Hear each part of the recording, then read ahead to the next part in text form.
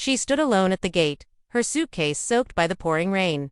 The letter he'd written trembled in her hand, the ink bleeding into the wet paper. "You deserve someone who can give you children. I'm sorry." The words burned through her chest like a wound that wouldn't close. Behind her, a scream broke through the sound of the storm, followed by a door slamming shut. Tiny footsteps echoed across the wooden porch. "Miss Clara," a small voice called out, fragile and trembling. She turned slowly, heartbroken, humiliated, her eyes heavy with tears, only to see two little faces peeking out from under the porch light. His children. The boy stepped forward, clutching a crumpled piece of paper. "We drew this for you before you left," he said softly. The little girl followed, her curls plastered to her cheeks by the rain, tears mixing with raindrops as she whispered, "Don't go."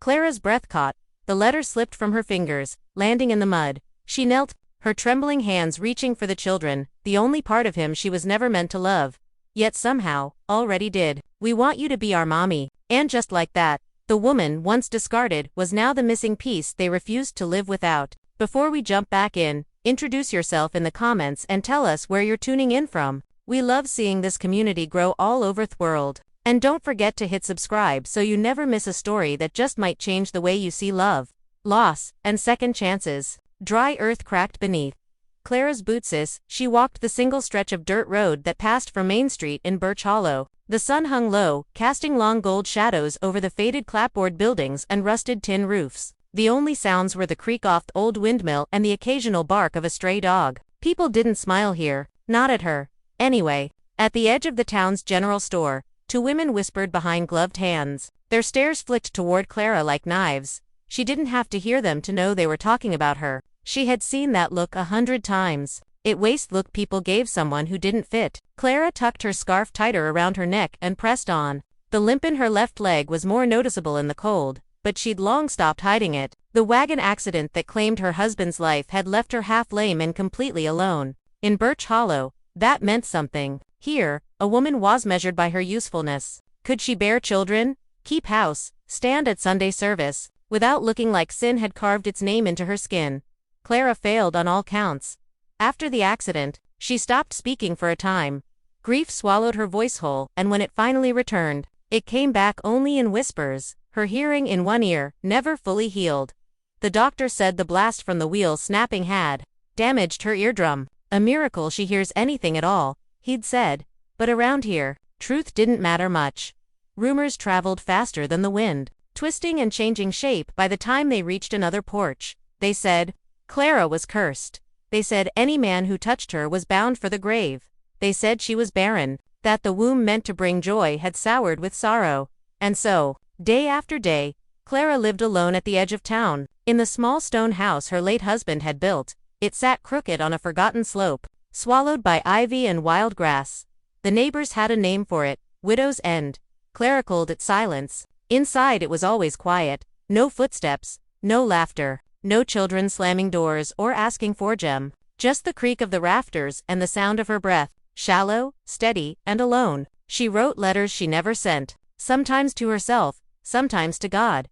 "If you still listen, then you know I tried. I loved him. I wasn't ready for it to end." Her hands were always busy knitting, scrubbing, chopping firewood, but her heart stayed hollow. Even the birds seemed to avoid her yard. She wasn't always like this. Once Clara had been the laughing girl in the blue dress, the one who danced barefoot at the harvest fair. She had dreams that stretched beyond the dirt, but dreams rot fast in a place like Birch Hollow, especially when loss comes early and mercy runs thin. It was Mrs. Dobbins, the preacher's wife, who first suggested it. "There's no shame in writing to a paper, dear," she'd said, sipping bitter tea through tight lips. "There are widowers out west who need a strong woman, a quiet woman. You might still have a chance." A chance.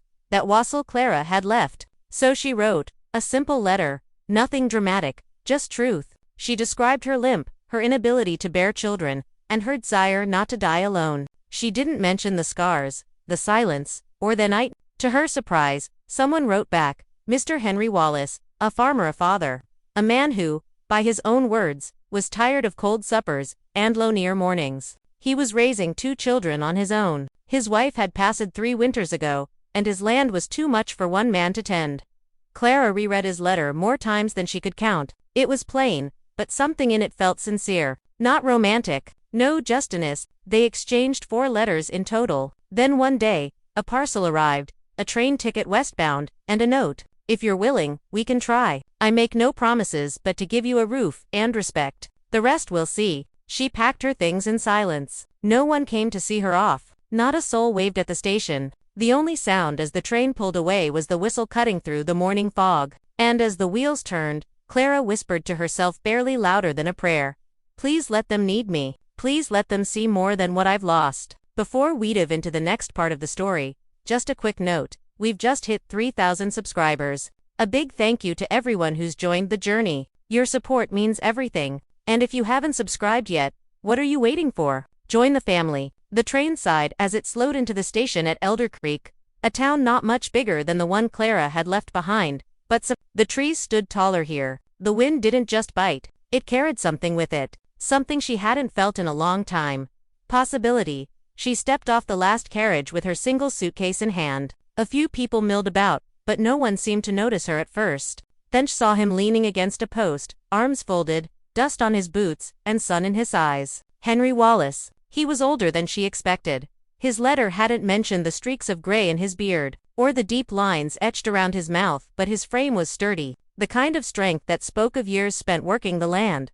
He looked like the sort of man who never asked for help unless he intended to give something back. He nodded once. Miss Clara. She returned the nod, her voice barely above a whisper. Mr. Wallace. That was it. No embrace, no small talk. Just a quiet acknowledgement to people painfully aware of what they were, and even more of what they weren't. The ride back to his homestead passed in near silence, broken only by the rattle of the wagon wheels and the soft creak of the leather reins. Henry didn't push conversation, and Clara was grateful for that as they turned off the main road. The land began to open up before them, rolling fields stretching under a pale sky. A red barn faded from years of sun, and the farmhouse, simple and clean, worn gently around the edges. Just like him. She noticed the toys scattered on the porch before she saw the children. A boy, maybe 8, sat carving something with a pocket knife, while a little girl with wild brown curls peeked out from behind the doorframe. Her eyes were wide and watchful. Henry cleared his kids. This is Miss Clara. She'll be staying with us. The girl didn't say a word. She only blinked once, then ran back inside. The boy studied Clara like a puzzle he wasn't sure he wanted to solve. Then, without a word, he picked up his carving and walked off behind the house. Henry sighed. They'll warm up. Been just us a long while now. Clara nodded. I understand. He led her inside, showed her the guest room, the kitchen, the root cellar, gave her the rules. Dinner at 6 o'clock, church on Sundays, chores, by sunup, then left her alone. It wasn't rejection. Not yet, but it wasn't warmth either. That night, she lay in the narrow bed, staring at the cracked ceiling. The sound of the wind pressing against the window. No screams, no sobs, just silence. But it wasn't the same silence as Birch Hollow. This one had breath in it. Days passed. Clara worked. She mended clothes, scrubbed floors, tended the hens. The children kept their distance. Henry, too, but sometimes to catch him watching her. Not with suspicion, but curiosity, like he wastering to understand something no one had explained. One afternoon, as she gathered eggs, had joined her in the coop. Not to help, just to stand nearby. You don't complain, he said finally. Clara didn't look up. Not much use in it. He paused, then added, the last woman I tried to bring out here. She stayed 3 days. Couldn't stand the quiet. Clara gave a faint smile. That's the only thing that doesn't judge me. Their eyes met for a moment. He didn't look away. Then came the sound of boots. The boy running toward them, face red. Pa, Mr. Alden says there's a coyote near the sheep pen. Henry turned to Clara. You all right finishing up here? Go, she said gently. I'm fine. And she was more fine than she'd been in years. Word spread quickly, as it always did in small places. Henry Wallace brought in a crippled woman from the east. She can't even have children, they say. Imagine letting someone like that near his little girl. At the general store, Clara could feel the stares. At church, the whispers were quieter, but only just. She didn't cry, didn't flinch. She was used to it. Butone afternoon. Walking back from the well, she saw it. Someone had drawn a symbol on the fence post near the house. A crooked X, a warning, a mark used decades ago to curse land. Henry came home late that night, tired and dusted in dirt. When he saw the mark, he cursed under his breath and wiped it clean with his sleeve. Someone's idea of a joke, he muttered, but Clara saw the way his jaw clenched, the way his hand hovered on the rifle inside the door. The danger wasn't just rumors anymore. That night, Clara sat on the porch, her hands folded neatly in her lap. The sky stretched wide and endless above her, the stars blinking like they knew secrets she never would. Henry stepped out quietly, carrying 2 mugs of tea. He offered her one. Thought you might want something warm. She took it, surprised. Thank you, she murmured. They sat in silence, not an uncomfortable one, but the kind that feels full, like there were words neither of them knew how to say. Finally, he spoke. You ever think about leaving? Clara lifted the cup to her lips, took a slow sip, and stared into the dark horizon. I think about it every morning, she said softly, and again every night. But I stay. Why? She turned to look at him. Really? Look. Because even if I'm not wanted here, at least here, I'm needed. His eyes softened. I never said yower and wanted. She blinked. You haven't said much of anything. He chuckled. I'm not much for talk. Kids barely speak to me anymore either. They're hurting. Clara said. Same as you. Henry stared into the dark. You think that's why you're here? To fix something broken? No, Clara whispered. I'm hairbuckers. I'm broken, too. But that doesn't mean I can't love what's left. In the weeks that followed, something shifted. The little girl Elsie began to sit near Clara during supper. Not next to her, just near. Then one morning, she slipped Clara a dandelion. It's for your hair, she whispered, then ran away. The dayboy Luke took longer. He watched her for days as she fed the chickens, always lurking just out of reach. Then one afternoon, he held out his carving. A small bird, rough around the edges, but full of care. It's for your windowsill, he said, so it doesn't feel empty. Clara didn't cry. Not then, but later, in her room. Holding the bird in her hands, she let go of a sob that had lived inside her for years. She didn't notice Henry standing at the doorway until he stepped inside. He didn't say anything, just sat beside her on the bed and placed his callous hand over hers. It wasn't a proposal or a promise. It was something quieter, stronger. It was the wind shifting. The snow came earlier than expected that year. It coated Elder Creek in silence, muffling the streets and softening the edges of the barns but nothing could soften the sharpness of what happened next. It began with a letter, a plain envelope left on the church pew beside Clara one chilly Sunday morning. No name on the front, just a folded note inside. We didn't need broken women raising our future. Go back where you came from. Your kind don't belong here. There was no signature, no handwriting. She recognized, but the message was as clear as winter glass. She left the service early, boots crunching through snow, her breath. Henry found the note later, tucked in the folds of her hymn book. When he read it, something in his face, not anger, something deeper, regret maybe, or guilt. By the time he got home, Clara was already packing. I'm leaving, she said, standing by the narrow bed, hands trembling around the hem of her coat. Henry stepped forward. Don't let cowards chase you out. She looked at him thin, eyes filled with a pain too deep for tears. You think this is about cowards? This town was never going to let me belong, Henry. No matter how many floors I scrub.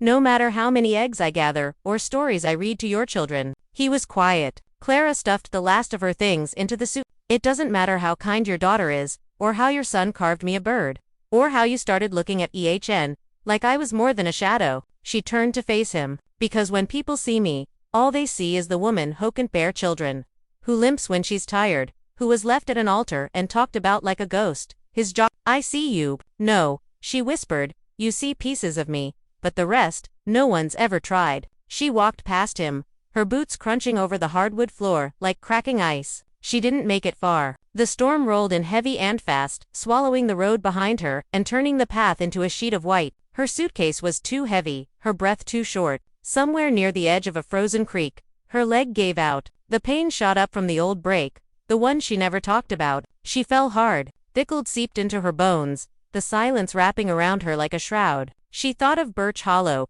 of the whispers, of the veil in her fist. She thought maybe this was how it ended. Maybe she'd just become another name on a headstone no one visited. But someone did. Not with shouting. Not with search parties or lanterns. Just one man. One voice. Clara is broke through the wind like a thread of warmth. She opened her eyes, vision blurred by snow. And there he was, Henry, his coat already dusted in white, kneeling beside her. I told you not to walk out like that. She managed a weak smile. Guess I'm more stubborn than you thought. He didn't answer, just wrapped her in his arms, pulled her close, and started walking. Not back to the farmhouse, and it was too far in that weather. He took her to the barn, tucked her in the hay near the stove, covered her with his own. He didn't ask questions, didn't say, "I told you so." He just sat beside her, fed the fire, and waited. In the orange glow of that little stove, Clara saw him clearer than ever. Not the strong-jawed stoic man who fixed fences and raised kids, but the man who watched her from across a room, who brought her tea in silence, who let her exist without expectation. "Why did you come after me?" she asked, voice. Henry shrugged. "Because I knew where you'd go. I know you." "No," she said, "you don't." "Not really." He was quiet for a long time. Then he reached into his pocket and pulled out a folded piece of paper. "I found this hidden in the churchofus. I think it's the original copy of that note." Clara took it confused. Below the hateful message was a name. Agnes Templeton, the mayor's wife. Clara's eyes widened. Why would she? She thinks I'm too soft. That my kids need a woman who can give them siblings. Clara's chest ocked. "So, she did this." Henry nodded. "She saw something she didn't like. Maybe because, for once, I was starting to look at someone and think maybe I didn't have to be lonely forever." Clara's breath caught. He met her eyes. "I don't care if you limp or can't have children. I don't need more kids. I need someone who sees my pain and doesn't flinch." She looked away. "And what if I never stop flinching? Then I'll stand beside you every time." That night, Clara didn't sleep. Not because of the cold, but because something inside her was thawing. And it terrified her. The next morning, Henry helped her back to the farmhouse, step by slow step. Elsie ran from the porch the moment she saw them, arms flung around Clara's waist. Luke followed, holding her scarf. "The one you left," he said softly. "You didn't even say goodbye." Clara knelt slowly, tears pricking her eyes. "I thought it'd be easier for you if I wasn't here." Elsie clung tighter. "Beaut, it's not." Luke looked up at Henry. "Can we keep her?" Henry raised an eyebrow. "She's not a puppy, son." But Clara laughed through her tears because for the first time in years, someone wanted her not just to work, not just to fill space, to belong. And that was more than enough to make her stay. The morning after the storm, the town woke to more than snowdrifts and broken fences. It woke to a rumor, Aquiot rebellion brewing just past the pine line. Clara had stayed, not just in body, but in spirit, and it rattled the bones of Birch Hollow. Agnes Templeton's circles whispered louder now, but this time sodded others, like Ida Hartley, who handed Clara extra fabric without a word, or Mr. Jenkins, who offered the lumber that built a new chicken coop on Henry's land. Whispers don't always come in sometimes they come in quiet acts of defiance. And Clara, she found her hands again. She worked with Henry side by side, sleeves rolled, sweat mingling with sawdust. They repaired the barn roof, cleared the broken tree limbs. They built not just a home, but our Hitham a life. Henry taught her to ride again. She hadn't ridden since the accident, the one that crushed her ankle, stole her balance, and left her with a limp. But he led the horse slowly, patiently, hand on her back like a steady wind. "You don't have to prove anything," he said. "I do," she whispered to myself. And she did. One stubborn hoof after another. She learned to trust the saddle again, to trust the earth, and maybe slowly to trust Henry. One night, as dusk kissed the window scold, Clara found herself sitting with Luke and Elsie by the fire. Luke was carving again, a fox this time, while Elsie braided Clara's hair in tiny awkward knots. "She likes you," Luke said bluntly. "I like her, too, and Pop." Clara hesitated. Elsie rested her chin on Clara's shoulder. "He smiles more when you're here." That night, Clara sat on the porch wrapped in Henry's old coat, staring at the stars. "You ever think," she asked it softly as Henry joined her, "that maybe broken people still carry sparks?" He nodded. "Sometimes it's the broken ones woe burn the brightest." But the flame they built didn't go unnoticed. A letter arrived. This one sealed, stamped, and formal from a man named Sheriff Tolman, a relic of Henry's. "I'm coming to collect what's mine," it read. Henry's face went blank when he read it. Clara waited, but he said nothing, just folded the letter and slipped it into the stove. "What did she finally asked. He didn't look at her. "It means I have to tell you something I should have told you before." Years ago, Henry had worked with Tolman as a deputy. They were close like brothers until Tolman fell in with Errol Road tycoon who wanted to clear the local homesteads by force. Henry refused to help. He left the badge, but before he walked away, he reported Tolman's dealings, and in return Tolman swore revenge. "You think he'll hurt you?" Clara asked. "No," Henry said. "He'll hurt what I've built. You, the kids, us." That night, Clara couldn't sleep. Old fears crawled back. The idea that love was fragile, that homes could be taken, that belonging was a borrowed dream. She rose before dawn and saddled the mare Henry had given her. She rode into town, head high, heart pounding, straight to the sheriff's office. Tolman looked older than Thesteres, lines carved into his jaw like dried leather, eyes like storm clouds.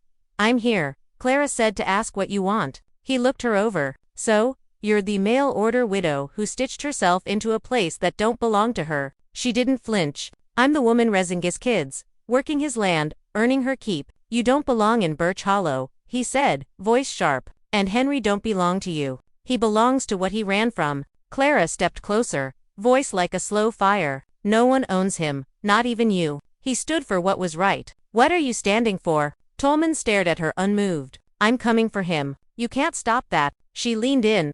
Maybe not, but if you come for him, you're coming for all of us. And this time, Henry's not standing alone." She rode back before noon. Henry met her at the fence, worried tight in his brow. "You didn't have to." "Yes," she said. "I did.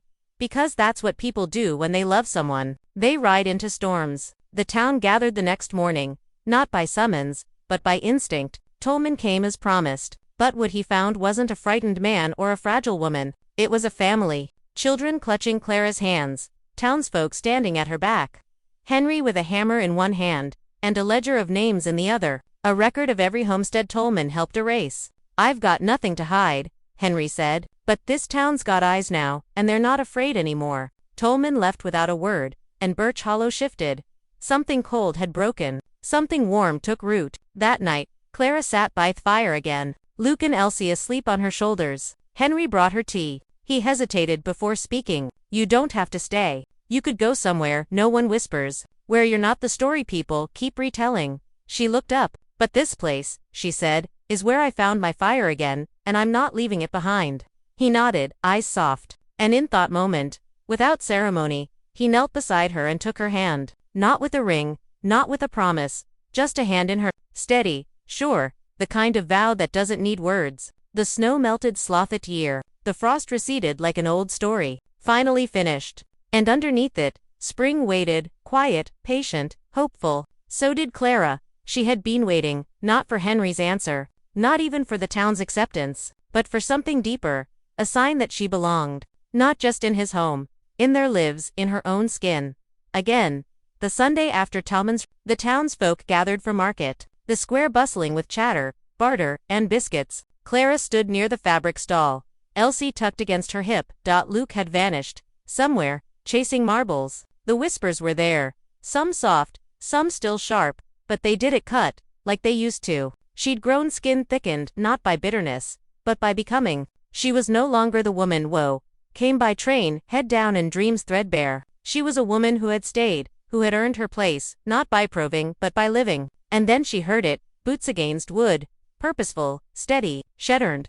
There stood Henry, clean-shaven, his Sunday shirt ironed, his coat patched and proud. Luke trailed behind him, holding a small wooden box. That crowd quieted naturally, curiously as he stepped onto the old wellstone in the center of town and looked straight at her. "I never said this right," Henry Bugen voice even, but shaking slightly. Not where people could hear it, not where she could believe it. The townsfolk leaned in, breath drawn. "She didn't ride here looking for glory or pity. She came with nothing but a scar, a limp, and a heart more fierce than I deserved." Murmurs rippled. "She took care of my children before I even asked. She built what I let fall apart, and she made this town softer just by standing her ground." He stepped down, crossed toward, held out his hand. Clara looked around at faces that once looked through her, now watching with something else. Not judgment, not disbelief, hope. "She doesn't need this town to name her worthy, but I do." He opened the box, ignoring, just a hand-carved wooden heart. "Clara," he said, voice cracking, "if you still want this life, not just with me, but with all its hard corners and quiet mornings, I'll spend every day macking her. You know you were never the mistake." The world paused. Clara didn't speak. She simply took the heart, pressed it to her chest, then reached out and took his hand. The crowd didn't cheer. They didn't need to. There are some vows that silence understands better than words. They married that summer in the field behind the orchard. Wildflowers blooming in crooked rows, like nature's applause. No veil, just Clara's hair loosed around her shoulders, the scar on her cheek catching sunlight like a badge. Not a shame. Elsie danced barefoot with ribbons in her braids. Luke walked beside Clara down the makeshift aisle, holding her hand with solemn pride. When the sun dipped low, they lit lanterns and tied them to branches, letting their soft glow whisper into the night. After the guests faded and the fire dwindled, Clara stood beneath the stars, arms wrapped around herself. Henry came up behind her, slipping his coat around her. "Your rouse warm enough?" he asked. She turned, smiled. "I've never been warmer." He held her hand. They didn't speak. They didn't have to. There was nothing left to prove. A month later, Clara sat by the cradle in the loft, not with a newborn, but with an old photograph resting gently in her hands. Her sister, long gone, smiled up from its worn edge. "I named her Ruth," Clara whispered, her fingers tracing the carved nameplate beneath the cradle. "For you, Ruth," a name no one in Birch Hollow had ever heard before, but it belonged to the girl who had once braided Clara's hair and promised her that she'd matter. Now that promise lived again in wood, in breath, in home. She was never a curse. She was someone's miracle all along. Subscribe, and let me introduce you to the next story. *.